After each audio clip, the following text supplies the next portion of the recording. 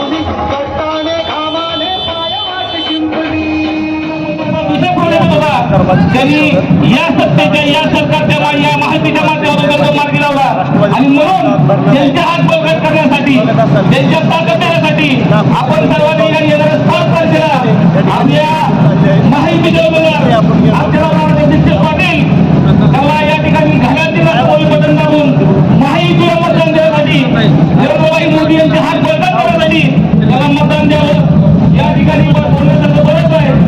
आपल्या जिल्ह्यामध्ये दुष्काळी सावट आपलं एटीएम असतंय. आज सुद्धा आपण बघतो दुष्काळामध्ये होऊन चाललेला या ठिकाणी पाण्याचे पुरवठा चाललेले आहेत, पाण्याची परिस्थिती चाललेली आहे.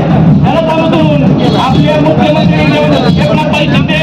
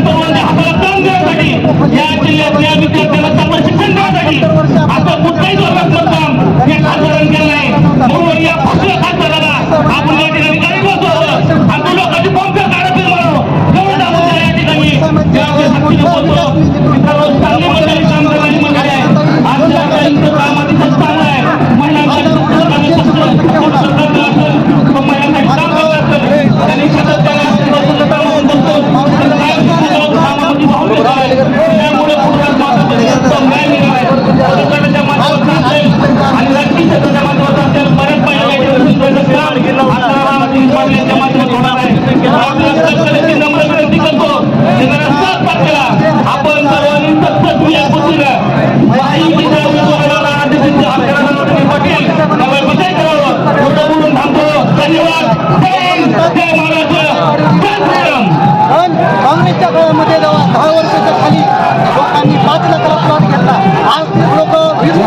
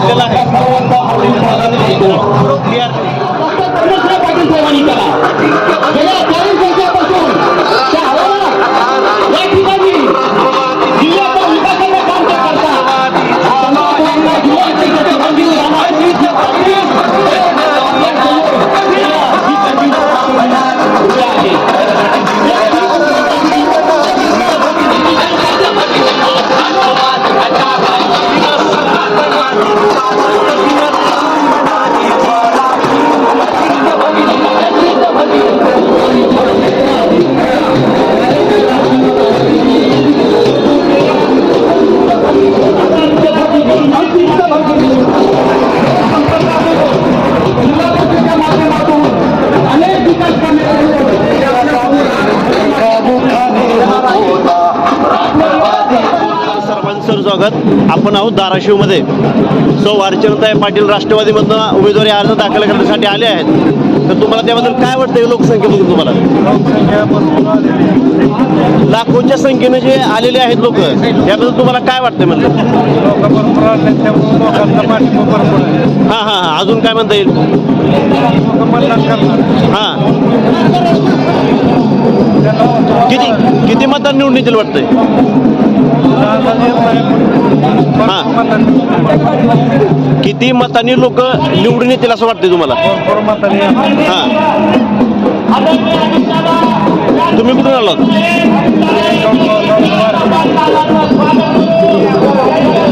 अजून काय म्हणता येईल? अजून काय म्हणता येईल? हां हां, व्हिडिओ शूटिंग घ्या. मग कसे कुठे गेला?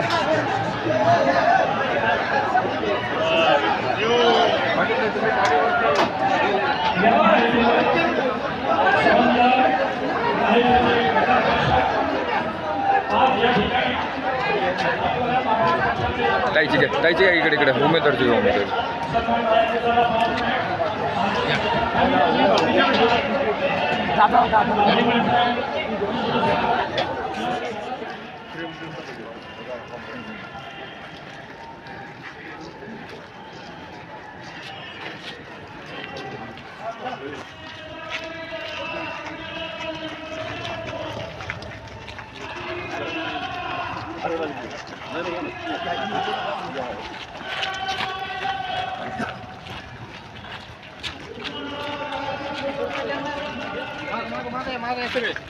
ओके सर, नमस्कार.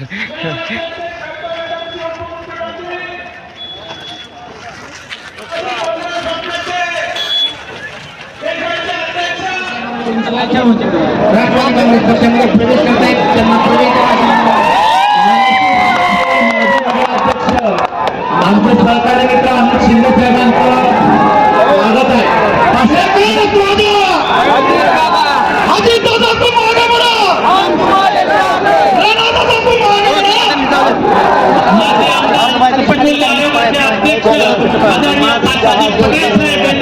बाबा इकडून निघा, इथून विराट जनसभेला संबोधित करावं.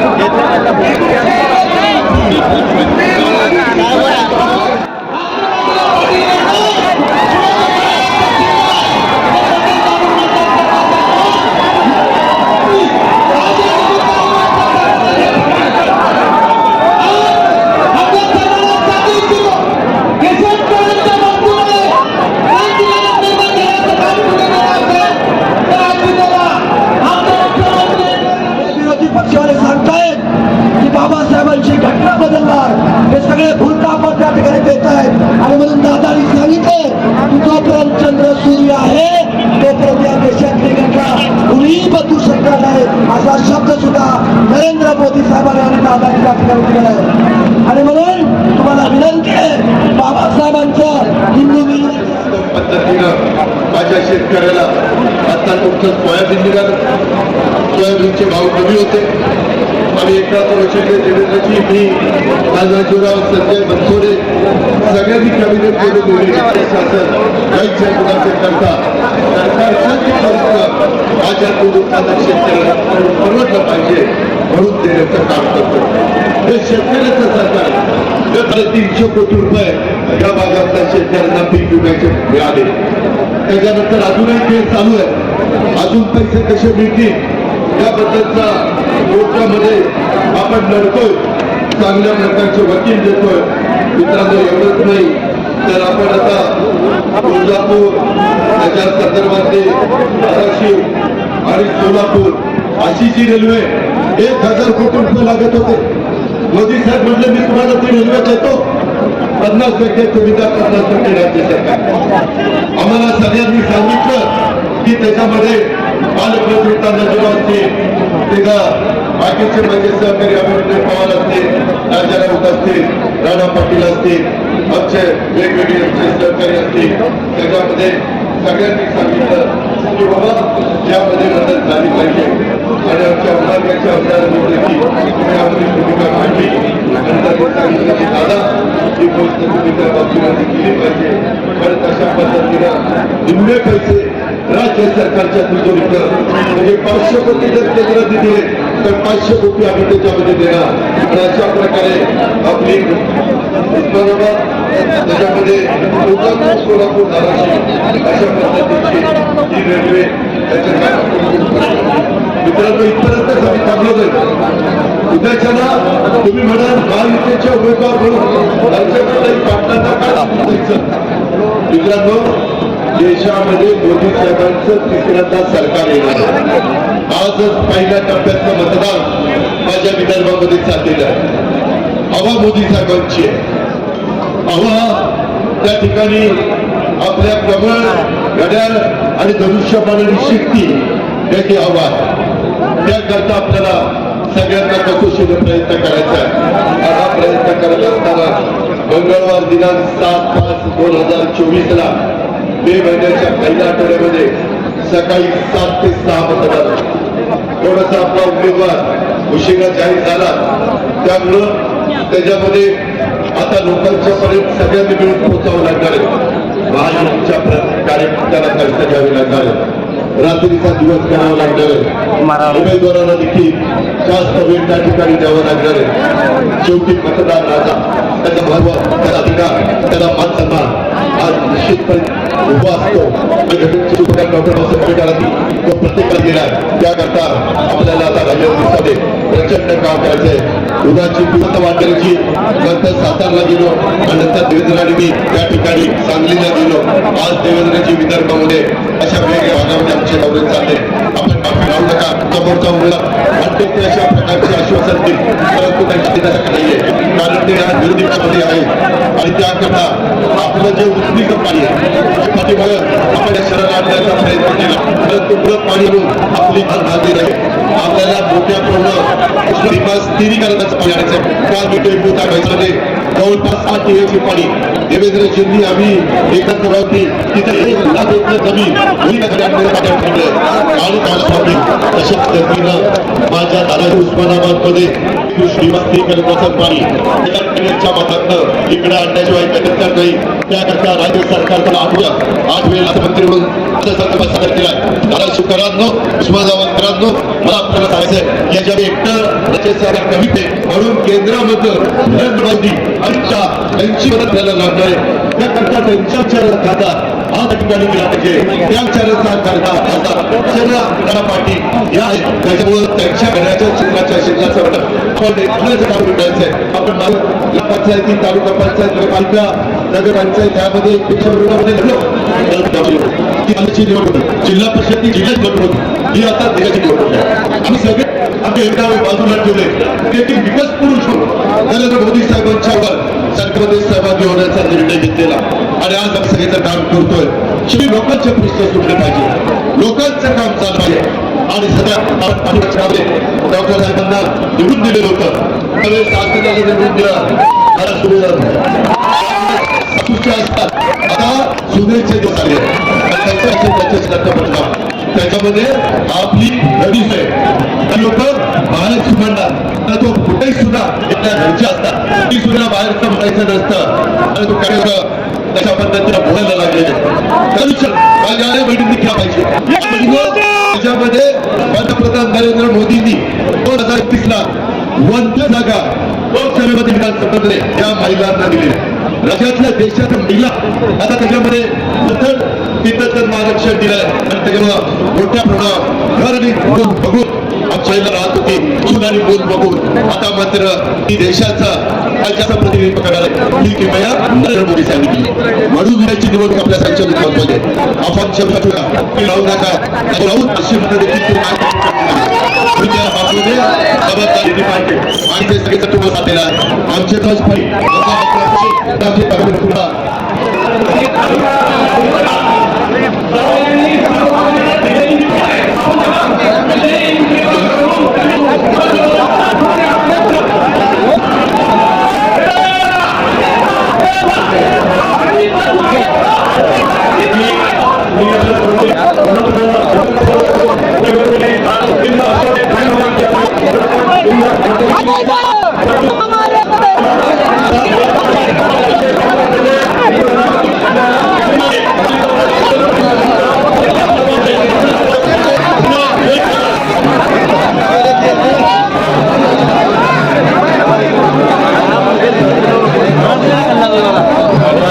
सर्वांचं सरस्वागत. प्रतिनिधी राहुल गुरव. आपण आलो आहोत धाराशिवमध्ये सौ अर्चनाताई पाटील यांचा आज अर्ज दाखल करण्यासाठी आपण या ठिकाणी आलो आहोत. तसेच इतर काही गावातील ग्रामस्थ या ठिकाणी आलेले आहेत तर त्यांची आपण प्रतिक्रिया जाणून घेऊया. नाव सांगत आहे तुमचं? माझं नाव सौ सुलोचना अशोकराव वेगपाटक. कुठून आलो तुम्ही? मी उमरग्यावरून आले हां आणि हां भाजपा महिला मोर्चा जिल्हा सरचिटणीस आहे. बरं हे माझ्या महिला पदाधिकारी कार्यकर्ते आहेत. बरं, काय वाटतं आजचं वातावरण बघून तुम्हाला? नक्कीच आमचा विजय फिर एक बार मोदी सरकार. हां अर्चनाताईच निवडून येणार. तुम्ही आता सध्या जिकडून ज्या गावात आला तुम्ही हां. त्या ठिकाणी म्हणजे खास ताईंना पाठिंबा देण्यासाठी आलात का? हो, खास ताईंना पाटील महाविष्णूचा उमेदवार आहे त्याला हां. निवडून देण्यासाठी त्यांचे हात बळकट करण्यासाठी आम्ही आलो. हां, अजून काय? असंख्य लोक आलोत आम्ही. हां. मीच आणले 10 ते 12 गाड्या घेऊन आले. बरं, हो, अजून काय म्हणता येईल तुम्हाला? म्हणजे त्यांचं काम आता हे बघा फोन आता महाविकास आघाडीचे जे उमेदवार होते गेलेले जे 5 वर्ष कार्य केले हां त्यांनी काय केले? एक फोन उचलायचा अमकं केलं, जाग दिला, महिलेला सीट दिलं, अशानं कुठं विकास होत नाही जिल्ह्याचा. बरोबर आहे तुमचं, पण ओमराजे निंबाळकर यांची प्रत्येक ठिकाणी किंवा प्रत्येक गावात ते म्हणतात की सर्वसामान्य माणसापर्यंत मी पोहोचतो जातो. नाही, नुसतं फोन आणि ज्या वेळेस खरं गरज असते. हां. एक त्यांच्याच एक म्हणजे कार्यकर्ता होता तो खूप सिरियस होता. हां. त्यावेळेस त्यांनी फोन केलं, त्यांच्यापर्यंत ते पोहोचू शकले नाहीत. दुसरी गोष्ट तो व्यक्ती गेला तर त्याच्या परिवाराला त्यांनी भेट सुद्धा दिली. बरोबर. आणि अर्चनाताई ही अशा आहेत की महिलांमध्ये आतापर्यंत फोन केला कुणाचा पुरुषांचा घेतला पण महिलांचं काय 50% आरक्षण म्हणतात. महिलांना कुणी न्याय दिलाय का? तर आमच्या अर्चनाताई महिलांसाठी आज तळागाळात जाऊन उतरते, काम करते. जसं की आर्थिकदृष्ट्या सक्षम महिला व्हावं म्हणून बचत गटाच्या माध्यमातून त्यांना पुष्टी दिली. उमेद गटाचं त्यांनी स्वतः झगडून ते उमेद गट परमनंट केला, असं एक संस्था केली. दुसरी गोष्ट महिलांच्या कलागुणांना वाव मिळावं म्हणून हिरकणीसारखे महोत्सव घेतात. परत कुणाचे छोटे मोठे व्यवसायाला चालना मिळावं, उद्योगधंदे व्यवसायाला त्यांनी कर्ज रूपानं देऊन म्हणजे वेळोवेळी त्यांनी मदत करते. जिथं प्रतिष्ठान भवन आहे तिथं एनी टाइम जावा, ऑनलाईन आपल्याला सर्व कामकाज करून. महिलांच्या बाबतीत तर ताई खूप सेन्सिटिव्ह आहेत. कुण्याही महिलेला विनमुखादाला पाठवत नाही. आणि आमची एक भगिनी जर उभं राहिली असेल तर नारी शक्ती आहे, त्या नारी शक्तीचा विजय करण्यासाठी आम्ही आलेलो. शेवटचा प्रश्न आहे ताई तुम्हाला, अर्चनाताईंनी तुमच्या गावामध्ये काही महिलांना किंवा बचत गटामार्फत काय सहकार्य केलेलं आहे का नाही? जवळजवळ 2400 बचत गट आहेत. तुमच्या गावात हो बापरे. उमरगा शहर नाही, हा. उमरगा तालुका. तालुक्यात का? मी अगोदर तालुका अध्यक्ष होते भाजपाची. म्हणजे थोडक्यात ताई प्रत्येक घरोघरी पोहोचलेले आहे असं म्हणायचं आहे का? घराघरात ताई पोहोचली. बरं बरं हा, कुणाच्या माध्यमातून का होईना पण ताई पोहोचली. बरं, आता बरं. प्रत्यक्षात नाही झालं माझ्यासारखी कार्यकर्ते हा. तिच्या माध्यमातून ताई तिथपर्यंत पोहोचली. बरं. एखादी कार्यकर्ती गेली आणि एखाद्या महिलेची अडचण आहे तिनं सोबत घेऊन ताईपर्यंत गेली तर ताईनं सुद्धा त्यांचं सुद्धा काम केलं. कुठून आला तुम्ही? मी उमरग्यातून आलेली आहे. बरं बरं. हा, ताईचं काम कसं वाटतं तुम्हाला? ताईचं काम एकदम मस्त वाटतं. हम्म. ताई आम्हाला महिलांसाठी काहीतरी काम करत आहे म्हणून आम्हाला पण अभिमान आहे ताईचा. म्हणून बरं. आम्ही ताईंना मत देऊन आम्ही ताईंना निवडून आणण्याचं काम करणार आहे. बरं बरं बरं. साधारणतः तुमच्या गावामध्ये कुठल्या माध्यमातून ताईचं पोहोचलेत का? बचत गटच्या माध्यमातून बरं, ताई बरं. घराघरांनी पोहोचलेले आहे. बरं बरं. काय सांगता येईल ताईबद्दल तुम्हाला वेगळं एक लोकांपर्यंत एक मेसेज काय पोहोचवताल तुम्ही? लोकांसाठी मी एवढंच मेसेज करून की आपल्यासाठी जे ताई काम करत आहेत हां. ते एकदम अतिउत्तम करणार आहे हं. हे विश्वास आहे आमच्या महिलांतर्फे तर विश्वास आहे. बरं बरं.